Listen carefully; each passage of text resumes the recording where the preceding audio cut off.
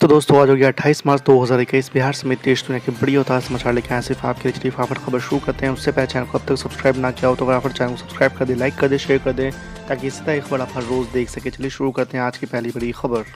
भारतीय किसान यूनियन के नेता राकेश टिकैत ने गुरुवार को कहा है कि आंदोलनकारी किसान लंबी लड़ाई के लिए तैयार है और मांगे पूरी होने पर पीछे हटेंगे। हालांकि इस बीच राकेश टिकैत ने कहा है कि सरकार कोरोना महामारी के आड़ में उन स्थानों पर प्रतिबंध लगा सकती है जहां बड़ी संख्या में किसान बैठे हैं, लेकिन ये हमें हिला नहीं पाएगी। आपको बता दें कि राकेश टिकैत ने करनाल जिले के ऐसन में एक महापंचायत को संबोधित करते हुए कहा है कि लड़ाई केवल किसानों की नहीं है बल्कि यह गरीब छोटे व्यापारियों के लिए भी है। उन्होंने कहा कि किसान लंबी लड़ाई के लिए तैयार है और यह आंदोलन लंबा चलेगा। हमने नवंबर दिसंबर तक की तैयारियां की हैं। राकेश टिकैत ने दोहराया कि केंद्र को नए कृषि कानून वापस लेने चाहिए और एमएसपी पर कानूनी गारंटी देनी चाहिए। उन्होंने कहा कि नए कृषि कानून किसानों के लिए ही नहीं बल्कि दूसरे तबकों के लिए भी सभी तरह से प्रभावित करेंगे। साथ ही उन्होंने इस दौरान अपने दिवंगत पिता महेंद्र सिंह टिकैत का जिक्र करते हुए राकेश टिकैत ने कहा है कि टिकैत साहब कहा करते थे कि जब हरियाणा आंदोलन के समर्थन में खड़ा होता है तो सरकार कांप जाती है। टिकैत ने कहा कि जब तक कृषि कानून को वापस नहीं लिया जाता तब तक किसान आंदोलन जारी रहेगा। आज की दूसरी बड़ी खबर। पश्चिम बंगाल में विधानसभा चुनाव के पहले चरण के मतदान के बीच पश्चिम बंगाल के सीएम ममता बनर्जी ने चुनाव के दौरान प्रधानमंत्री नरेंद्र मोदी की बांग्लादेश यात्रा पर सवाल उठाते हुए इसे आचार संहिता का उल्लंघन बताया है। उन्होंने खड़गपुर में चुनावी सभा को संबोधित करते हुए कहा कि क्यों नहीं आपका वीजा रद्द किया जाए।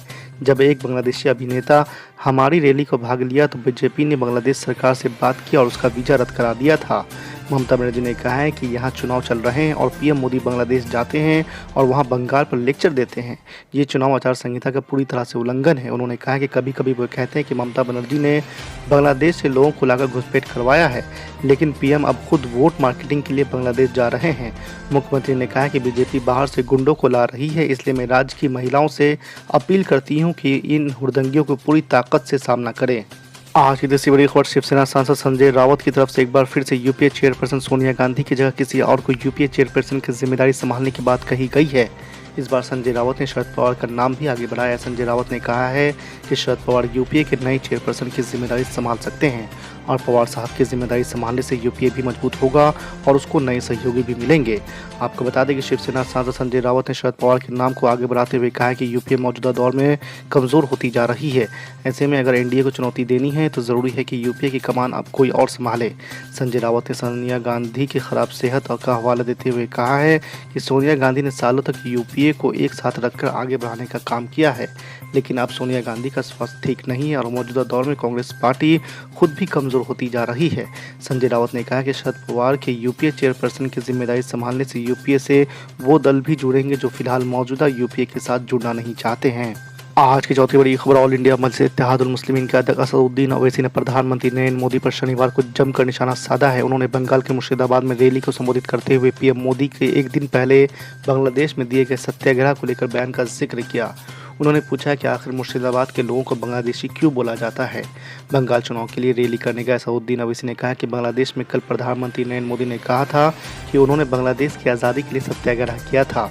अगर आपने बांग्लादेश के लिए सत्याग्रह किया था तो फिर मुर्शिदाबाद के लोगों को बांग्लादेशी क्यों बुला रहे हैं, क्यों हमें गाली दे रहे हैं। आपको बता दें कि पीएम मोदी ने कहा था कि बांग्लादेश की आज़ादी के लिए संघर्ष में शामिल होने मेरे जीवन के भी पहली आंदोलन में से एक था।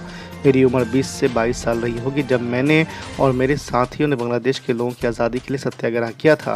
असदुद्दीन ओवैसी ने बीजेपी और पीएम मोदी पर हमला करते हुए आगे कहा कि बीजेपी ने देश में इतनी नफरत फैला दी है कि जब मुस्लिम नाम वाला बच्चा पानी पीने के लिए मंदिर जाता है तो उसकी पिटाई की जाती है।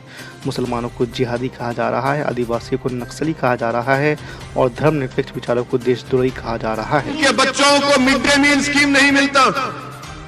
अब तो खैर कोविड से स्कूल बंद है, मगर 2019 से क्यों नहीं देती आप मिड डे मील स्कीम। बच्चों को स्कूल में खाना दिया जाता है पूरे भारत में।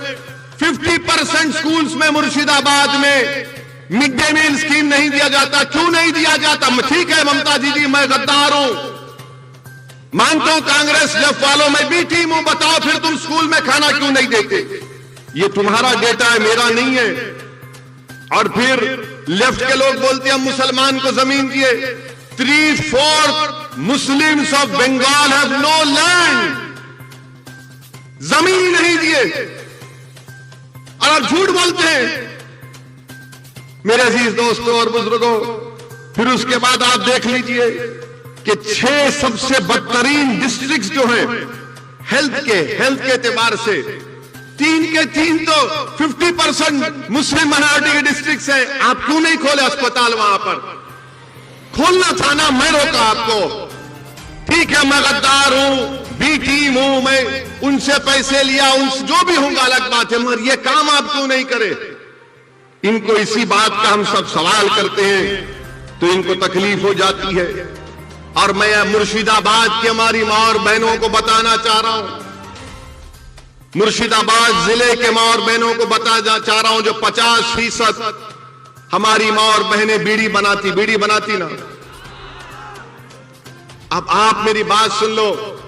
क्या आपने टीएमसी और कांग्रेस लेफ्ट के किसी एक लीडर से सुना कि नरेंद्र मोदी की सरकार एक नया रूल बना रही टोबैको के ऊपर, तंबाकू के ऊपर, उससे लाखों बीड़ी बनाने वालों की नौकरियां चले जाएंगी?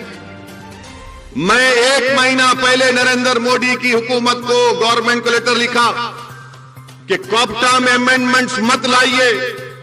भारत में 85 लाख बीड़ी बनाने वाली और उसमें 70% महिलाएं। अगर वो कोप्टा का अमेंडमेंट आएगा तो लाखों नौकरियां चले जाएंगी बीड़ियों की। इस पर कोई टीएमसी क्यों नहीं बोलती? क्यों नहीं बोलती ममता बनर्जी मोदी को कि ये बोलो इस बारे में? ना कांग्रेस बोलती है, ना लेफ्ट बोलती है। बीड़ी का बनाती हमारी मां और बहनें यहां पर। फिर आप वो भी देख लीजिए। अच्छा, मैं गद्दार हूं, ममता बनर्जी बोलती मैं गद्दार हूं, कांग्रेस बोलती कि मैं बी टीम हूं। अच्छा, ये बताओ, पूरे बंगाल में 25.4% घर में टैप वाटर है, पानी का टैप वाटर है। मुसलमान को खाली 15% क्यों है? गद्दारों को पानी नहीं पिलाते ममता बनर्जी? आप बी टीम को पानी नहीं पिलाते क्या आप? 15% मुस्लिम के पास। अच्छा, ड्रेनेज लाइन पूरे बंगाल में 31.6% घर में ड्रेनेज लाइन है। कितने मुस्लिम माइनॉरिटी के पास है? 15.2%। क्या यह ठीक है? मुझे गाली दो, आप दिल भर के गाली दो, शायद आपका दिल मुतमईन होता होगा, रात में अच्छी नींद आती है, मगर ये सवाल का जवाब दो ना। इस सवाल का जवाब कौन देगा? मुर्शिदाबाद में आपको मालूम कि सबसे जहरीला पानी यहां पर मिलता है। मुर्शिदाबाद में आर्सेनिक पानी मिलता है। आर्सेनिक पानी, लाल रंग का पानी मिलता है और उसमें पानी का क्या है? 3000 पार्ट्स पर बिलियन है। WHO बोलता है कि 300 लिमिट होना चाहिए। मुर्शिदाबाद में 3000 पार्ट्स पर बिलियन आर्सेनिक पानी मिलता है। क्या कर रही टीएमसी?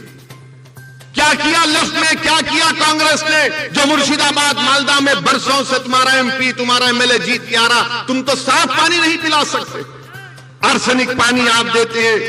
मेरे अजीज दोस्तों और बुजुर्गों, फिर वहीं पर आप देखिए मगरबी बंगाल में हायर एजुकेशन का सर्वे हुआ गवर्नमेंट ऑफ इंडिया का। कितने मुस्लिम माइनॉरिटी के बच्चे हायर एजुकेशन में पढ़ रहे मालूम आपको? बंगाल में मुसलमानों का पॉपुलेशन क्या है? 2011 का सेंसस कहता है 27-28%। हायर एजुकेशन में बंगाल के कॉलेजों में खाली 7.8 बच्चे पढ़ रहे हैं। 7.8। कितने टीचर है कलकत्ता यूनिवर्सिटी में, जादवपुर प्रेसिडेंसी में मुस्लिम टीचर 3.6 है। ममता जी, मैं गद्दार हूं ना? आप मुझे सलाह देना था, ये बच्चों को नौकरी क्यों नहीं देते आप? और फिर आपको जानकर हैरत होगी, 11% हायर एजुकेशन में मुस्लिम्स हैं और 7.8% टीचर्स हैं। 27% 2011 का पॉपुलेशन मुस्लिम पॉपुलेशन है। आपको मालूम बंगाल में मुस्लिम एम्प्लॉयमेंट कितना है? कितनी नौकरियां हैं गवर्नमेंट में आपको मालूम? 27% पॉपुलेशन है मुस्लिम माइनॉरिटी का। और गवर्नमेंट में ममता बनर्जी हो या कांग्रेस हो, लेफ्ट हो, ओनली 6% मुस्लिम आज एम्प्लॉयमेंट में गवर्नमेंट में। 27% पॉपुलेशन, 6% नौकरी। और तीसरा आ जाइए आप कितने जेल में है मुसलमान मालूम आपको?